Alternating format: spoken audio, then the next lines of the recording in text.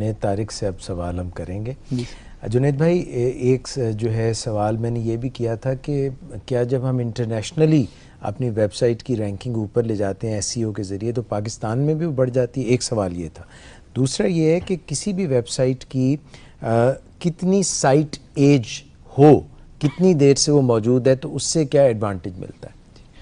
Actually आपका पहला question जो है, अगर इंटरनेशनली रैंक करें तो क्या पाकिस्तान में भी बढ़ जाती है? देखें, ये अब डिपेंड करता है बिज़नेस आपका किस जगह पे है। सपोज़ आप इंटरनेशनली यूएस में आपका बिज़नेस है तो आप उसके लिए ऑप्टिमाइज़ करेंगे, और अगर एडिशनली दूसरी कंट्रीज़ को भी ऐड करना चाहते हैं जैसे पाकिस्तान है, तो इन कंट्रीज़ में कंपटीशन है बहुत कम।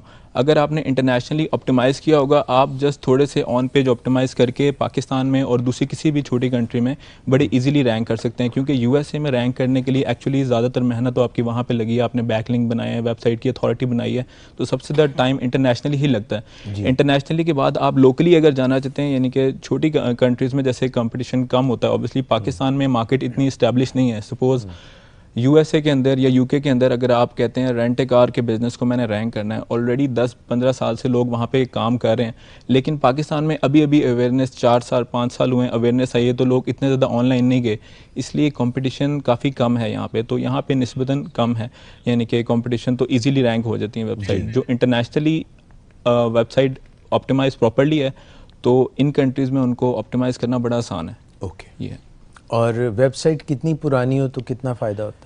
एक्चुअली नई वेबसाइट्स को गूगल की कुछ 200 के करीब इनके एल्गोरिदम्स के डिफरेंट पैरामीटर्स होते हैं, जो अप्रॉक्सीमेटली मार्केट में यही कॉमन है कि 200-300 फैक्टर्स हैं जिसके ऊपर गूगल रैंक करता है। उसमें से वन ऑफ दोज फैक्टर्स एक जो है डोमेन की एज भी है, लेकिन ये कुछ परसेंटेज है वेटेड एवरेज के हिसाब से। लाइक ये पूरा का पूरा नहीं है कि उसके ऊपर बहुत ज़्यादा डिपेंड। सपोज आप 20 साल पुरानी वेबसाइट ले लें और किसी बड़े डिफिकल्ट कीवर्ड पे ऑप्टिमाइज़ कर लें और वेबसाइट की हालत ठीक नहीं है, तो फर्स्ट ऑफ ऑल पहले आपको वेबसाइट ऑप्टिमाइज़ करनी पड़ेगी, उसके बैकलिंक्स बनाने पड़ेंगे। अगर उस वेबसाइट की अथॉरिटी है, उस डोमेन की अथॉरिटी है इनफैक्ट, तो फिर ही वो रैंक करेगा। डोमेन एज होनी चाहिए, लेकिन इसको ये नहीं है कि उसी की वजह से सारी रैंक करेगी। बहुत ज़्यादा डिपेंडेबिलिटी नहीं है, थोड़ी बहुत है, क्योंकि सपोज अगर 200 फैक्टर्स हैं, आप उसकी वेटेड एवरेज निकाल दें, सपोज 1% बनेगी उसमें से, तो 1% मैं कह सकता हूँ कि